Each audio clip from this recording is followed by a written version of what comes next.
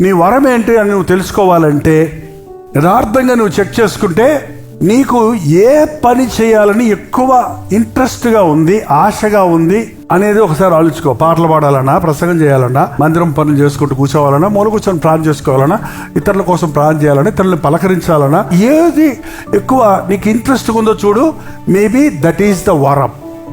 రెండోది, ఎవరైనా నువ్వు పాట పాడితే బాగా పాడతావు, మీ ప్రసంగం చేస్తే బాగుంటుంది, మీరు తుడిస్తే భలేగా ఉంటుంది, మీరు వండితే కూర కమ్మగా ఉంటుంది, ఎవరి ఐడియా అయితే? నీ ఐడియా, బ్రహ్మాండమైన ఐడియా అని నువ్వు చేసిన దాన్ని ఎవరైనా మెచ్చుకుంటున్నారనుకో, నీకు ఇష్టమైంది ఇతరులు మెచ్చుకునేది ఒకటైందంటే 50% నీకున్న వరం ఏంటంటే ఆ కోణంలో ఉంది. అదే అంటలేదు, నా కోణంలో ఉంది.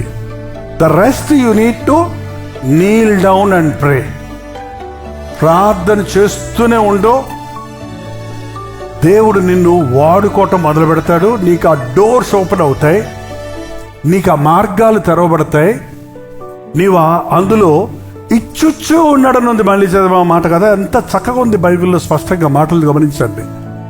ఒక్కరోజు ఇచ్చేసి పోయేవాడు కాదు దేవుడు, ఇస్తూనే ఉంటాడు. 30 అంతలు, 60 అంతలు, 100 అంతలు. నాట్ ఎట్ ఏ టైం 100 అంతలు, ముందు 30 అంతలు.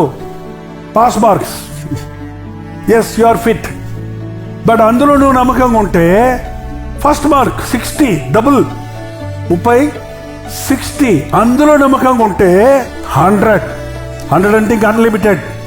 దేవుడు అల్టిమేట్గా తన ప్రణాళిక నీ ద్వారా జరిగించుకుంటాడు. హల్లెలూయా.